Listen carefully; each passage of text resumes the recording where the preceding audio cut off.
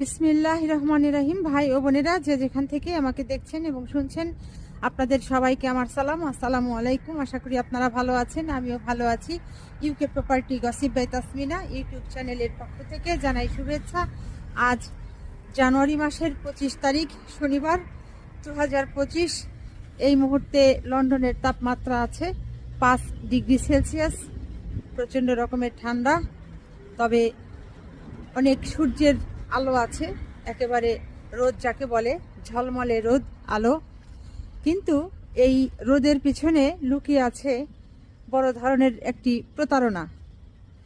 যে পরিমাণ সূর্য উঠেছে, যে পরিমাণ ঝলমলে রোদ উঠেছে, তাতে তাপমাত্রা হওয়ার কথা ছিল কম করে হলেও 15 ডিগ্রি সেলসিয়াস, কিন্তু সেখানে তাপমাত্রা 5 ডিগ্রি সেলসিয়াস হয়ে বসে আছে। লন্ডনের আজকের এই রোদটা হচ্ছে বাংলাদেশের আওয়ামী সরকারের শাসনামলের মতো। এই রোদটা হচ্ছে বাংলাদেশের সাবেক ভারত পলাতক প্রধানমন্ত্রী শেখ হাসিনার মতো। উদাহরণস্বরূপ বলা যেতে পারে যে শেখ হাসিনা তার র্যাব বাহিনী, পুলিশ বাহিনী কিংবা গোয়েন্দা সংস্থার যারা প্রধান, প্রত্যেকটি ডিপার্টমেন্টের যারা প্রধান, তাদেরকে নির্দেশ প্রদান করেন যে বিএনপির অমুক নেতাকে ধরো, আটক করো, গুম করো, শেষ করো। তার নির্দেশ তার প্রত্যেকটি বিভাগের প্রধানরা পালন করেন। এরপর শেখ হাসিনা আবার কি করেন, তিনি নিজেই আবার ওই গুম হওয়া, নিহত হওয়া পরিবারের সদস্যদেরকে তার কার্যালয়ে দাওয়াত করেন কিংবা গণভবনে দাওয়াত করেন, তারা আসেন। ভিকটিম হওয়া পরিবারগুলোর সদস্যরা যখন এই শেখ হাসিনার গণভবনে আসেন, তখন শেখ হাসিনা তাদের সাথে সৌজন্য সাক্ষাৎ করেন, কথা বলেন, সান্ত্বনা দেন। তো লাভটা হলো কি? এই শেখ হাসিনার নির্দেশেই তো ওই পরিবারের প্রিয় ব্যক্তিটি তাদের কাছ থেকে হারিয়ে গেছে, গুম হয়ে গেছে। আবার ওদিকে ওই পরিবারের সদস্যদেরকে ডেকে এনে সান্ত্বনা দিচ্ছে। তো অনুরূপ লন্ডনের আজকের এই রোদটাও ওরকম। যে পরিমাণ আজ রোদ, অথচ সেই রোদে কোনো তাপ নেই, শুধু আছে ঠান্ডা। এ যেন এক প্রতারণা। কিছুক্ষণ আগেই মাত্র কাজ শেষ করলাম। কাজ শেষ করে এখন যাচ্ছি পূর্ব লন্ডনের পপলারের প্রিন্স স্ট্রিট মার্কেটে। ওখানে গিয়ে তেমন বেশি কিছু কিনবো না, হালকা কিছু শাকসবজি কিনবো। কারণ হলো আগামী দিন বাসাতে অনেক লোকজন আসবে, মেহমান আসবে, গেস্ট আসবে। তারা কেন আসবে? তারা আসবে হচ্ছে এই উপলক্ষে, আগামী দিন বাংলাদেশ থেকে আমার ছোট ভাইয়ের মেয়ে, অর্থাৎ আমার ভাতিঝি কিংবা ভাতিজি রিফা, সে আসছে।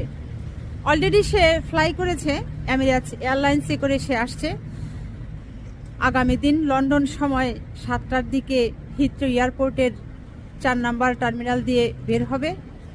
যখন আমি তাকে রিসিভ করতে যাব, অবশ্যই আপনারা তাকে দেখতে পাবেন। তো রিফা আসলে অনেক খাবার দাবার নিয়ে আসছে। ও এমিরেটস এয়ারলাইন্সে 40 কেজি আনার অনুমতি পেয়েছে। তো এই 40 কেজির মাঝে 25 কেজি রিফা সে তার জামা কাপড়, জুতা ইত্যাদি ইত্যাদি ক্যারি করছে। আর বাকি যে 15 কেজি, এই 15 কেজি সে শুধু খাবার আনছে। এই খাবারগুলোর মধ্যে যেটি জানতে পারলাম আছে হচ্ছে গরুর মগজ ভুনা, গরুর ভুঁড়ি ভুনা, তারপর হচ্ছে কবুতরের মাংস, গরুর মাংস, চিংড়ি মাছ ভুনা, এ জাতীয় অনেক মজার মজার খাবার আছে। সেই সাথে আছে মানিকগঞ্জের নিজামের মিষ্টি, ছানার মিষ্টি, তারপর সেই সাথে আছে হিদল শুটকি। তো আমার যেটি ভালো একটি খাবার আসছে, প্রিয় খাবার, অনেক দিন হয় খাই না, সেটি হচ্ছে কবুতরের মাংস ভুনা। এই কবুতরের মাংস ভুনা দীর্ঘ 10 বছর পর আল্লাহ যদি রিজিকে রেখে থাকে, তো ইনশাল্লাহ আগামী দিন খেতে পারবো। এখন বাজারের খুব কাছাকাছি চলে এসেছি। বাজার শেষ করে আবার যাব মাইল্যান্ড। ওখানে আজ একটি ট্রেনিং আছে মুভিং অ্যান্ড হ্যান্ডেলিংয়ের ওপর। ট্রেনিং শেষ করে এরপর আপনাদের সাথে আবার বাকি কথাগুলো বলে ভিডিও শেষ করব। কিছুক্ষণ আগেই মাত্র একটি ট্রেনিং শেষ করলাম। আজ যে ট্রেনিংটি করলাম এই ট্রেনিংটির নাম হলো মুভিং অ্যান্ড হ্যান্ডেলিং। তো অনেক কিছুই শিখলাম। এর মাঝে যে জিনিসটি খুব গুরুত্বপূর্ণ সেটি শেয়ার করতে যাচ্ছি। এই যুক্তরাজ্যে যারা কেয়ারারের কাজ করেন তাদের জন্য এটি খুব একটি গুরুত্বপূর্ণ তথ্য। সেটি হচ্ছে যে ধরেন আপনি একজন কেয়ারার, আপনি কোনো ক্লায়েন্টের বাসাতে গিয়েছেন, অর্থাৎ কোনো কেয়ার ইউজারের বাসায় আপনি গিয়েছেন, গিয়ে দেখলেন যে আপনার ক্লায়েন্ট, আপনার কেয়ার ইউজার, তিনি ফ্লোরের মধ্যে পড়ে আছে কিংবা চেয়ারে বসা ছিল, বসা অবস্থা থেকে সে পড়ে গেছে। সে চাচ্ছে যে আপনি তার হাত দুটো যদি ধরেন তাহলে সে ওই পড়া অবস্থা থেকে উঠে বসতে পারবে কিংবা দাঁড়াতে পারবে। ওই পরিবারের অন্যান্য সদস্যরাও মনে করছেন যে আপনি একজন কেয়ারার, আপনি যদি ওই পরিবারের অন্যান্যদেরকে সহযোগিতা করেন তাহলে সবাই মিলে হয়তো ওই ক্লায়েন্টকে ওই ফ্লোরে পড়া অবস্থা থেকে তুলতে পারবেন। কিন্তু এখন কথা হচ্ছে যে আপনি কি আপনার ক্লায়েন্টকে সেই সাহায্যটা করবেন কিনা, সহযোগিতাটা করবেন কিনা? এখানে উত্তর হচ্ছে না এবং কোনো ক্রমেই না, মোটেই না। তাহলে আপনাকে যে জিনিসটা করতে হবে, আপনাকে সঙ্গে সঙ্গে 999-এ কল দিতে হবে। কল দিয়ে আপনাকে তাদের সাহায্য চাইতে হবে যে আপনি এই অ্যাড্রেসে আছেন আর যে ঘটনাটি ঘটেছে সে পড়ে গেছে। তখন ওখান থেকেই আপনার ক্লায়েন্টকে সাহায্য করবার জন্য লোকজন, টিম চলে আসবে। এই হচ্ছে মূল কথা। গতকাল ফেসবুকে ঢুকেই দেখি যে বর্তমানে বাংলাদেশে যে সরকার আছে, অন্তর্বর্তী সরকার, এই সরকারের প্রধান ডক্টর ইউনূস সাহেব তিনি নাকি পদত্যাগ করেছেন এবং ফেসবুকে অনেকেই সেই পদত্যাগ পত্রটিও প্রকাশ করে দিয়েছে।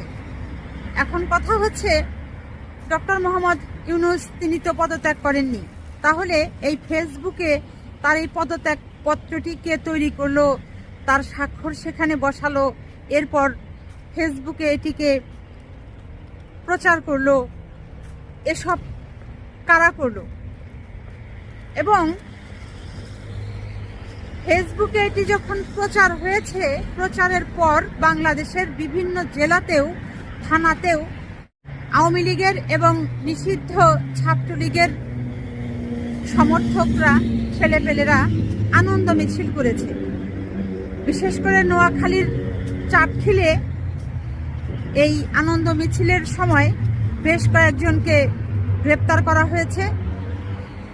এখন বলেন, এই ডক্টর মোহাম্মদ ইউনূস তিনি গত 5-6 মাস ধরে মাত্র ক্ষমতায় বসেছেন, আর এরই মাঝে এই আওয়ামী লীগের লোকজনরা কেমন হাহুতাশ করছে, অস্থির হয়ে গেছে বাংলাদেশের মসনদে বসার জন্য, ক্ষমতা হাতে পাবার জন্য, বাংলাদেশের মানুষকে পুনরায় আবার শোষণ করার জন্য, বাংলাদেশের অর্থ সম্পদ লুটপাট করার জন্য, চুরি করার জন্য, বাংলাদেশের অর্থ সম্পদ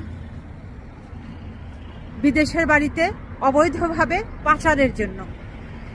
এখন এটি কি কোনো একটি কাজ হলো যে ডক্টর মোহাম্মদ ইউনূস তিনি পদত্যাগ করেছেন? মানে তারা একের পর এক শুধু এই রিউমার স্প্রেড করেই যাচ্ছে। এখন বর্তমান সরকারের যেটি উচিত, এই সমস্ত যারা এই ফেক রিউমার ওঠায়, এগুলোকে ছড়ায়, এদেরকে এক এক করে আইনের আওতায় আনা এবং এমন শিক্ষা দেওয়া যাতে করে, এমন শিক্ষাটা দেয় যাতে ওই শিক্ষাটা দেখে আওয়ামী লীগের কোনো লোকজন যেন আগামীতে এই ধরনের ভুয়া নিউজ ফেসবুকে প্রকাশ করতে না পারে এবং সেটিকে ভিত্তি করে তারা কোনো আনন্দ মিছিল করতে না পারে। তো যা হোক, আজ আর কথা বাড়াচ্ছি না, এখন বিদায় নিব। সবাই ভালো থাকবেন, সুস্থ থাকবেন এবং আমার জন্য দোয়া করবেন। আমার এই চ্যানেলটিতে লাইক, কমেন্ট, শেয়ার এবং সাবস্ক্রাইব করবেন। আসসালামু আলাইকুম, আল্লাহ হাফেজ।